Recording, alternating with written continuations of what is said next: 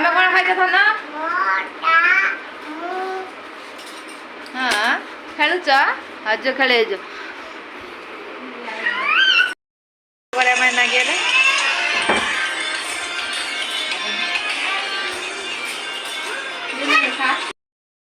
କଣ କରୁଛ ବସିକି? ବସିଛନ୍ତି ଆଉ କଣ କରିବା। ଆଜି କଣ ରୋଷେଇ କରିବ?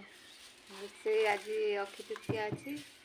ଆଜି ରୋଷେଇ ହବ ବିରି ଡାଲି ଶାଗ ଖଡରା ଆଉ ଭଜା ଆଉ କଣ ରୋଷେଇ କରିବ ଖାଆନ୍ତି ତ ଏଇଆ ଆଜି ଆଉ ଆଜି ପୂଜାରେ ଖାଆନ୍ତି ନା ବିରି ହଁ ବିରି ରଖିଛି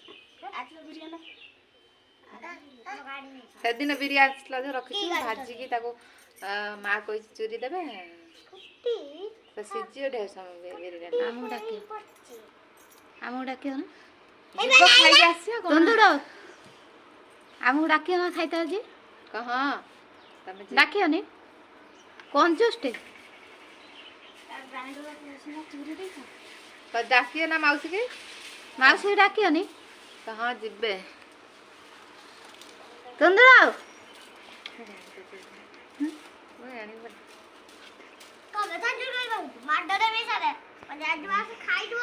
ତମର ଆଜି କଣ ରୋଷେଇ ହବ? ତଥାପି କଣ ହବ କହିଲା ଖାଲି ଖାଇବ ଆଉ ଆମ ଘରକୁ ପଳେଇବ ଖାଇବା ଆଉ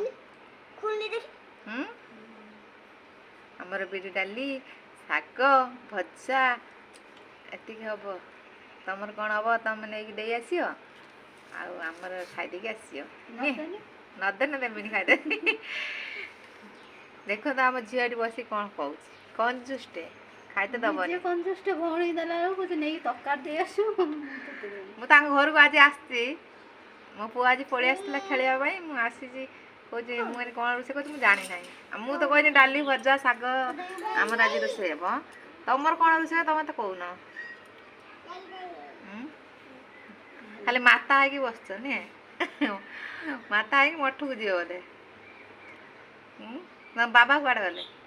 ବାବା ସବୁ ବସିଛନ୍ତି ବାବା ଆସ ବାବା କହୁଛି ମୁଁ ଟୁଆଁ ତମ ନା କଣ? କଣ ତମ ନା କଣ? ଟୁଆଁ ତା ନା ତୁନ୍ଦୁଡୁ ତୁନ୍ଦୁଡୁ ନା ହଁ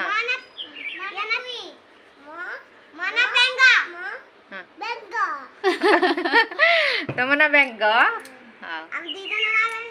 ବେଙ୍ଗ ଚେଙ୍ଗ ଗଡ଼ିଶ ଆମେ ଏଠି ଦୁଇ ଭଉଣୀ ବସିଛୁ ଆମର ଆଉ ଜଣେ ଭଉଣୀ ସିଏ ତାଙ୍କର ଘରେ ଅଛନ୍ତି ତାଙ୍କର ଟିକେ ଅଧିକା କାମ